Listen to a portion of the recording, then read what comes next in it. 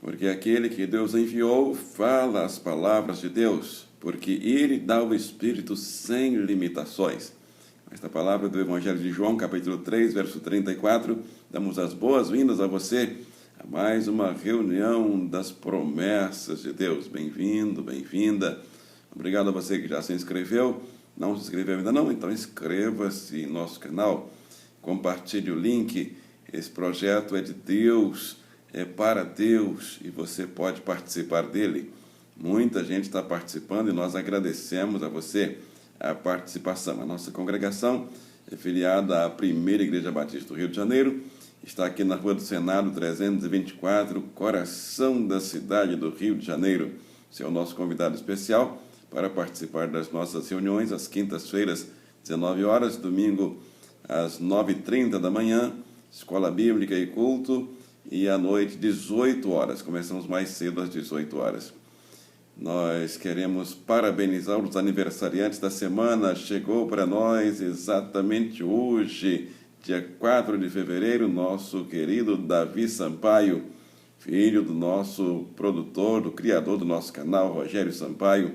E é o criador do canal, é também o produtor e diretor, faz tudo aqui para nós. Nós louvamos a Deus, agradecemos a Deus pela sua vida, Davi Sampaio.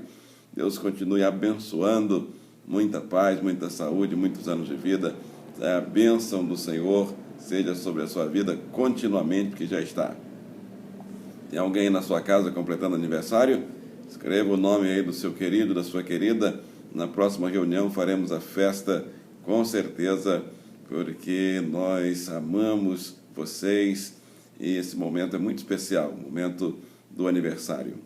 A nossa reunião de hoje está na Bíblia Sagrada, a base, livro de Obadias, capítulo 1, versos 19, 20 e 21. Abra sua Bíblia, a minha já está aberta, Obadias, livro do profeta Obadias. Nós estamos estudando as promessas de Deus de acordo com a ordem dos livros da Bíblia. Então, começamos em Gênesis, Êxodo, Levítico, chegamos agora ao livro de Obadias. Quantas promessas nós podemos ver aqui nesse texto? É apenas um capítulo, é o menor livro profético no Antigo Testamento e tem apenas um capítulo. Nós vamos ler do verso 19 até o verso 21. Abra sua Bíblia, diz assim a palavra de Deus. Os do Neguebe se apossarão das montanhas de Esaú, e os de Cefelá ocuparão a terra dos filisteus. Eles tomarão posse dos campos de Efraim e de Samaria, e Benjamim se apossará de Gileade. Os israelitas exilados se apossarão do território dos cananeus até Sarepta. Os exilados de Jerusalém, que estão em Saferede, ocuparão as cidades do Neguebe. Os vencedores subirão ao monte Sião para governar a montanha de Esaú, e o reino será do Senhor. Amém. Nosso Deus e Pai, obrigado por esta palavra tão viva, tão maravilhosa, de esperança e de vitória sobre todo o mal. Te agradecemos e pedimos nesse momento ao Espírito Santo do Senhor, que aplique essa palavra em minha vida e através da minha vida, na alma, no espírito de cada irmão e irmã participante dessa reunião, em nome de Jesus. Amém e amém. Título que nós escolhemos para esta reunião: Deus promete libertar da opressão dos próprios irmãos. As maiores guerras, as maiores batalhas, os maiores desafios, ou os piores desafios, não são aqueles que acontecem lá nos campos de batalha, com soldados. Realmente, essa é uma situação lamentável. Mas uma situação pior é quando acontece a guerra dentro de casa, entre a própria família, entre os próprios irmãos. E aqui você está vendo exatamente Deus que intervém nessa guerra, porque chegou ao limite, passou do limite. Os próprios irmãos do povo de Israel oprimindo esse Esaú, era irmão de Jacó, se lembra? Isaac teve 2 filhos, Esaú e Jacó, e o Esaú sempre criando guerra contra Jacó, e realmente a situação foi muito triste. Só que nesse texto nós vemos aí a libertação do Senhor. E começamos a já adiantar a aplicação desse texto para a nossa vida. Há alguma situação de conflito em sua família, em sua casa, entre os próprios irmãos, ou pais e filhos, filhos e pais, parentes, lamentavelmente, esse é um dos piores, essa é uma das piores situações, é uma das piores guerras. Mas o Senhor promete libertação para aquele que anda com Deus. Aquele que não anda com Deus, a gente não pode fazer nada, mas desafiar também para que essa pessoa venha e busque a Deus. Deixe as armas ilegais, as armas que não conferem, não agradam a Deus, as atitudes que não agradam a Deus, e venham para a orientação de Deus. E assim nós temos aqui a promessa, a esperança, a certeza da vitória. Libertação e salvação do povo que busca a Deus, dos seus próprios irmãos. É uma guerra lamentável, uma guerra antiga, uma guerra milenar. Na primeira família do mundo, um irmão já cometeu o assassinato contra o irmão, chamado fratricídio. Todo mundo sabe a história. Caim matou Abel. Isso de lá para cá não parou. Chegamos aqui no livro do profeta Obadias, nós vemos irmãos matando irmãos. Os descendentes de Esaú em guerra contra os descendentes de Jacó, e um matando o outro, e a situação lamentável. Só que Jacó estava buscando a Deus. Os descendentes de Jacó, eles realmente estavam em comunhão com Deus. Eles não queriam matar, eles não queriam guerra, eles queriam paz. Como todos nós queremos paz. Mas, infelizmente, tem gente no mundo querendo guerra. E é para esses que a palavra vem. 3 promessas anotamos aqui desse texto. Você pode até encontrar mais promessas, mas nós já anotamos essas 3 para estimular você a continuar estudando esse livro do profeta Obadias. Primeira promessa: Deus promete realizar coisas extraordinárias no meio do seu povo, como na vida dos habitantes do Negueb. Ah, que coisa maravilhosa! Aqui no verso 19 diz: os de Negueb se apossarão dos montes de Esaú. Lembra? Esaú era o irmão de Jacó. Então, os descendentes de Esaú estavam lá nas montanhas. E os do Negueb era o povo de Jacó, os descendentes de Jacó.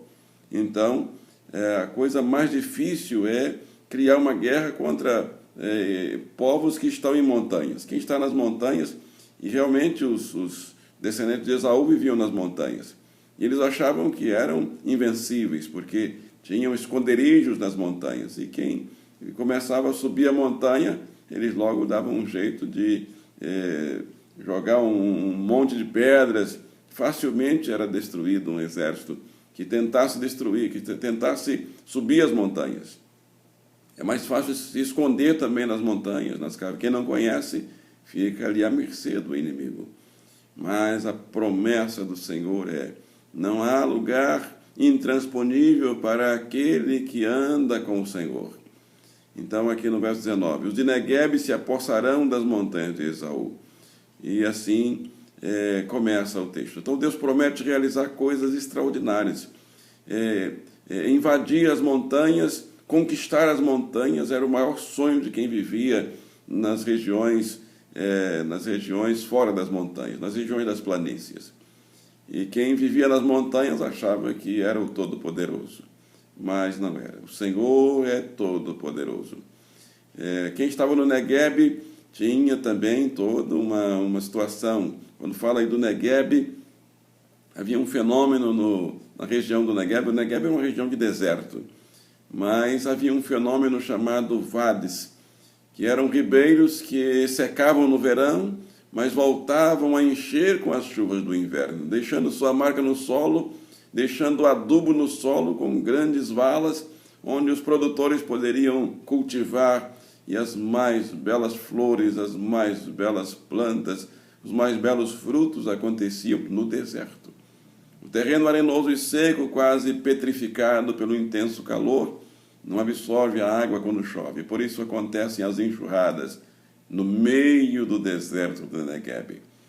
Existem lugares que têm placas de sinalização, inclusive, até hoje, avisando sobre os riscos de inundação, porque as chuvas acontecem nas montanhas e não chove ali no deserto. Mas a água vem de repente.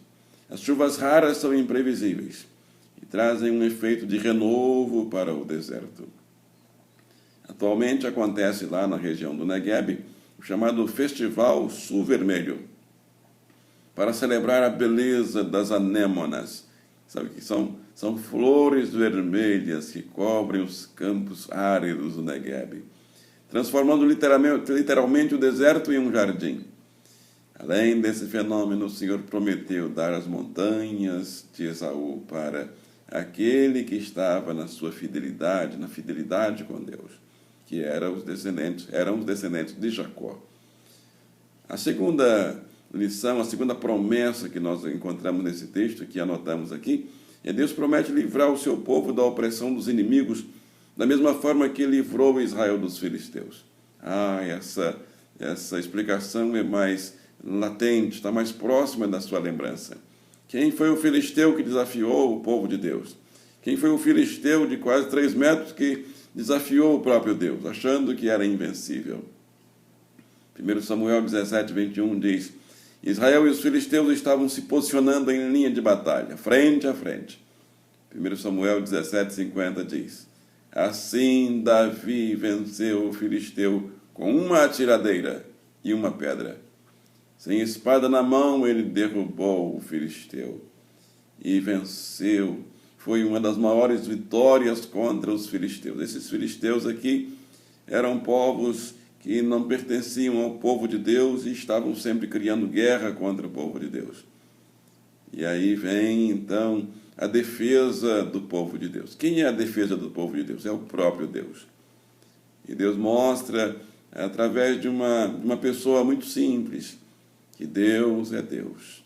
E aqueles que acham que são todo-poderosos realmente são abatidos, porque só há um todo-poderoso, que é o nosso Deus, chamado El Shaddai, no original hebraico. Ele é todo-poderoso. Não há nada que chegue aos pés do poder do Senhor. E esses filisteus, que diz aqui o texto, os de Cefelá, que eram os descendentes de Jacó, que viviam na região do Cefelá, ocuparão a terra dos filisteus. Outra área também quase que impossível de entrar. Mas eles conseguiram. O povo de Deus, o povo que tem o Deus, o Senhor Deus como guia, não há inimigo, não há barreiras, não há montanhas, não há muros que esse povo não consiga transpor. Essa é a lição para nós hoje. Na primeira lição, a conquista das montanhas. Tem montanhas à sua frente, tem lugares difíceis para você subir, você está desanimando, achando que não vai conseguir, coloque Deus à frente. Deus vai lhe dar vitória nas montanhas. Há filisteus ou situações parecidas com a que o povo de Jacó, os descendentes de Jacó enfrentaram, desafio como o do Golias, que zombava. Tem gente zombando de você aí, onde você mora, vive, trabalha. Tem gente criticando, tentando mostrar para todo mundo que o seu Deus não é nada. Tem gente falando isso. O Golias falava assim do Deus de Israel. Sucumbiu, caiu diante de um menino, porque Deus usou apenas um menino, uma pedra, para que aquela voz parasse de blasfemar contra o Deus vivo. Terceira e última lição que anotamos: Deus promete nos dar a posse das terras como as terras de Gileade. Essa promessa você quer? Eu quero também. E a palavra diz assim: certamente o que tomou essa região famosa até o dia de hoje foi o fato de ela ter sido nomeada como cidade de refúgio. Essa região de Gileade era uma cidade de refúgio, servia de moradia para levitas no tempo de Josué, Josué 21, 38. Então, por que terra de Gileade? Porque era uma terra de refúgio. Era uma terra da moradia dos sacerdotes. Os levitas eram os sacerdotes. Eles moravam ali, eles viviam ali. E viver, olha que privilégio, né? viver no lugar ou perto daquele que estava na comunhão com Deus, era também estar mais perto da comunhão com Deus, porque os levitas eram aqueles que estavam ministrando culto, eram aqueles que estavam ouvindo Deus e levando até Deus os assuntos do povo. Então, próximos de Deus. Assim, o povo de Jacó, os descendentes de Jacó, estavam sendo levados, conquistando as terras de Gileade, foram conquistadas exatamente nesse momento. Jeremias 8,32 fala das fontes de águas medicinais. Onde? Em Gileade. Jeremias 8,22. E o bálsamo de Gileade? Claro, se havia fontes, havia plantações. Uma das plantas mais famosas de Gileade fabricava o bálsamo de Gileade. Era um produto usado para fins medicinais. As águas eram medicinais, as fontes eram térmicas e, consequentemente, gerou essa planta, de onde extraía o bálsamo. O bálsamo era aromático e ajudava a sarar feridas. A região de Gileade era conhecida por produzir o melhor bálsamo. Na Bíblia, Deus usa o bálsamo de Gileade como metáfora para curar, para mostrar que o Senhor cura o seu povo. O Senhor é o bálsamo hoje das minhas feridas e das suas feridas. Tem feridas aí na sua vida, no seu corpo, na sua mente, nas suas emoções, na sua alma? Então, ore nesse momento, nós vamos orar para que Deus derrame o bálsamo de Gileade. Espiritualmente. Não é literalmente. E nós não temos esse bálsamo aqui. Mas espiritualmente, o Senhor nos cura. É uma metáfora. Bálsamo vinha da resina de certas plantas que eram cultivadas só em Gileade. Era uma substância aromática. Então, o doente já ficava perfumado. Usada para cheirar bem e para tratar feridas. A ferida tem um cheiro ruim, mas ela ficava agora com um cheiro melhor. O doente se sentia melhor, porque havia perfume. No Antigo Testamento, bálsamo era usado como ingrediente de incenso para perfumar, especialmente produzido para ser usado no templo de Deus. Êxodo 30, 34 a 35 fala sobre isso. Então, Deus promete nos dar a posse das terras, como as terras de Gileade. Já pensou você morando numa região assim? Onde era só ir lá no quintal e pegar a resina e colocar sobre a ferida? Você está nessa, está perto. Quem é o nosso Gileade hoje? É o Espírito Santo. É o nosso Deus. Ele está perto. É só você ajoelhar onde você está. Não pode ajoelhar não, mesmo deitado como você está. Está acamado aí, não pode nem levantar. O Senhor está aí. Peça a Ele, Senhor, passa o seu bálsamo de Gileade aqui na minha ferida, no meu coração, na minha mente, na minha alma, no meu olhar, no meu ouvir, no meu procedimento. Eu quero ser curado, eu quero ser curada. Vamos orar nesse momento. Eu quero concluir falando ainda o que diz o profeta Isaías no capítulo 35, verso 1. O deserto florescerá como a rosa, diz aí Isaías 35, 1. E voltando à história lá do Negueb, o Negueb é um milagre de Deus, da natureza, através da natureza. E assim como o Negueb é um milagre de Deus, através da natureza, serve como exemplo do que Deus faz conosco, neste momento, que Deus quer fazer agora na sua vida e no seu viver. Desse modo, acontece como com todos os que creem em Jesus, todos aqueles que fazem a sua aliança com Jesus. Jesus já fez a aliança dele com todos nós. Mas aí nós agora precisamos aceitar a aliança do Senhor. Então, aquele que aceita a aliança com Jesus, que diz lá em João 7,38, quem crê em mim, como diz a Escritura, do seu interior fluirão rios de águas vivas. João 7,38. Se a sua vida está como um deserto, busque a restauração do Senhor. Se há montanhas à sua frente, Coloque o Senhor à sua frente. Ele vai retirar as montanhas da frente. Ele vai abrir o mar. Ele vai fazer o que for preciso. Ele vai dar força a você para conquistar essa montanha. Ele pode mudar todas as coisas, ruins em coisas boas. Não continue na sequidão de uma vida sem Deus. Deus é o nosso, como aquele fenômeno no Negueb.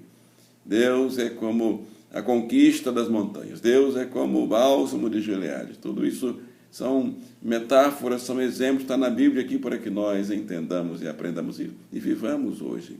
Receba a restauração do Senhor em sua vida. O verso 21 de Oséias, nosso texto, que só tem um capítulo, diz: os vencedores subirão ao monte Sião. Eu quero subir o monte do Senhor. O monte Sião era o monte do Senhor, para governar a montanha de Esaú. E o reino será do povo? Não. O reino será de Jacó? Não. O reino será de homens? Não. O reino será do Senhor. Livro do profeta Obadias. Corrigindo, né? O livro que estamos estudando é o profeta Obadias. Capítulo 1, só tem um capítulo, verso 21. Os vencedores subirão. Eu quero ser esse vencedor. Você quer? E o reino será do Senhor. Vamos orar? Eu convido você para que pare um pouco tudo que está fazendo, se você puder. Se não puder, fique mais em concentração com Deus. O momento da oração é um momento de concentração com Deus. Se não houver concentração, é igual um telefonema. Se você não ligar o número direitinho, as crianças cantam. O telefone do céu é a oração. Então precisa haver uma ligação com Deus, para que você se sinta conversando com Deus. Claro que Deus está aí perto, mas nós precisamos sentir que Deus está nos ouvindo. E aí preciso concentrar, firmar o pensamento. Quem puder fechar os olhos, faça. Quem puder ajoelhar, ajoelhe. Quem não puder, na posição que você está. Diminua um pouquinho o ritmo, concentre-se com o Senhor. Se não puder parar de tudo, concentre-se mesmo fazendo algumas tarefas. Mas não perca esse momento. Aproveite esse momento. Nós vamos dizer exatamente o que o texto está dizendo para nós. Vamos orar exatamente pedindo que o Senhor nos dê as conquistas das montanhas. O Senhor conquiste as montanhas para nós. Vamos orar? Senhor, nosso Deus, nosso Pai, Criador dos céus e da terra, na virtude do Espírito Santo e em nome de Jesus, nós queremos dizer sim ao apelo dessa reunião das promessas, de acordo com o profeta Obadias. Agradecemos, Senhor, porque nós, nesse ano, temos enfrentado barreiras. No ano passado, nos anos passados, e à nossa frente nós já podemos ver barreiras, montanhas, mas a sua palavra vem para nos confortar e dizendo: eu farei com que vocês conquistem as montanhas. Vocês vão reinar nas montanhas e o reino será meu. Pai, então faz essa obra agora na vida do meu irmão, da minha irmã. Aqueles que têm montanhas de enfermidades, montanhas de causas na justiça, montanhas de problemas no relacionamento entre a família, entre os próprios irmãos, montanhas de problemas financeiros. Em nome de Jesus, pedimos a conquista para esse meu irmão, para essa minha irmã, que está agora orando comigo, unindo a fé para, confiando no Senhor, receber as promessas do Senhor e voltar para testemunhar. Pai, queremos também as terras de Gileade, queremos o bálsamo de Gileade. Há feridas, Pai, em nosso meio, nos nossos dias. Há pessoas feridas, feridas físicas, feridas mentais, emocionais, espirituais, nem se fala, Senhor. Somos feridos, somos marcados o tempo todo, Pai, mas nós não queremos ficar com a nossa ferida aberta.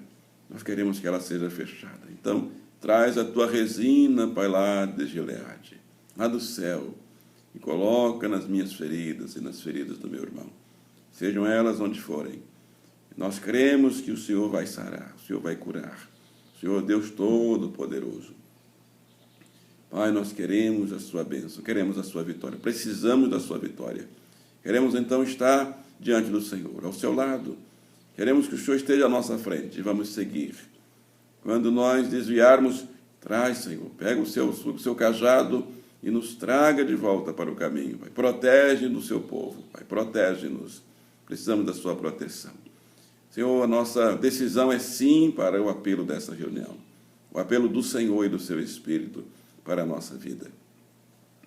Pai, mas ainda tem pessoas enfermas, entubadas lá nos CTIs, hospitalizadas, passando muito mal, Senhor. Eu encontro todos os dias famílias pedindo para que oremos, e eu quero nesse momento colocar no seu altar todas essas famílias, todas essas vidas, para a proteção do Senhor, a graça do Senhor sobre essas vidas.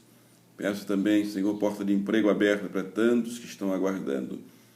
Toda semana eu encontro jovens que estão formados e as oportunidades ainda não surgiram, as portas não se abriram. O Senhor abre portas onde não tem porta. O Senhor mostra onde é essa porta que o Senhor já abriu, o Senhor já preparou para esse jovem, para essa jovem. Então coloca esse jovem de frente, Pai, na porta dessa repartição, onde ele vai chegar, ela vai chegar, e o dono da empresa, ou o entrevistador, o RH vai dizer: estávamos esperando você, com o seu perfil, com a sua capacidade. Pai Todo-Poderoso, abençoa assim os nossos jovens. Estamos numa campanha de oração nesse início de mês pelos nossos jovens. 12 dias de oração. Todos os dias estamos orando em um PGM, em uma casa, pelos nossos jovens, pelas nossas crianças, proteção, livramento e sabedoria, direção dos altos céus para o presente e o futuro desses jovens e crianças. Peço a sua bênção também para a nossa igreja.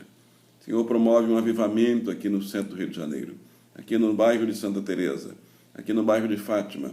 Um avivamento que vai contagiar ruas, casas, prédios, apartamentos, do povo que se volta para o Senhor, que busca a tua casa, que busca a tua presença para orar, para clamar ao Senhor, para se penitenciar diante do Senhor. É o que nós aguardamos, Pai. Um avivamento que traga almas convertidas para povoar os céus e abençoar a tua igreja, a tua casa. Peço essas bênçãos a Deus, o Pai, na virtude do Espírito Santo. E ainda peço uma bênção nesse momento, está em Hebreus 4,16, Pai, aquela bênção que está em Hebreus 4,16. Assim sendo, aproximemo-nos do trono da graça, com toda a confiança, a fim de que recebamos misericórdia e encontremos graça que nos ajude no meio das necessidades. Que essa bênção seja sobre o seu povo agora e para todos sempre. E todos digam amém e amém em nome de Jesus. Obrigado a você que participou dessa reunião. Inscreva, clique aí na palavra inscreva-se. Agora, inscreveu-se? Então agora compartilhe o link, mande para tantas pessoas que você quiser. Coloque nas suas redes sociais. É uma palavra de esperança, é uma palavra de vitória, é uma palavra de comprometimento também. Há compromissos, há contrapartida. Para que haja uma aliança, tem que haver contrapartida. Estamos chegando ao final da reunião, mas não fique triste. Daqui a 2 dias tem 2 reuniões. Domingo, na parte da manhã, às 9h30, entra no ar, aqui nesse canal, a nossa reunião da paz. E 18 horas, você é o nosso convidado especial. Mesmo horário dos cultos na nossa igreja. Nós, as pessoas que estão em casa, que não estão ainda saindo para as reuniões e que a gente ainda orienta para ter todos os cuidados, porque a contaminação está grande, manter o distanciamento. Nós temos essa palavra, essa mensagem para cada casa. Obrigado a você e nós agradecemos mais uma vez a Deus, a nossa igreja mãe, a PIB do Rio de Janeiro, que é a primeira igreja batista do Rio de Janeiro, a nossa congregação, ao nosso diretor Rogério Sampaio. Deus continue abençoando, e ao nosso Davi, filho do Rogério, que está aniversariando hoje, receba o nosso parabéns, o nosso abraço. O Senhor continue te abençoando e te guardando, Davi, e todos os aniversariantes. Um abraço e até a nossa próxima reunião. Que o Senhor te abençoe e te guarde. Amém e amém.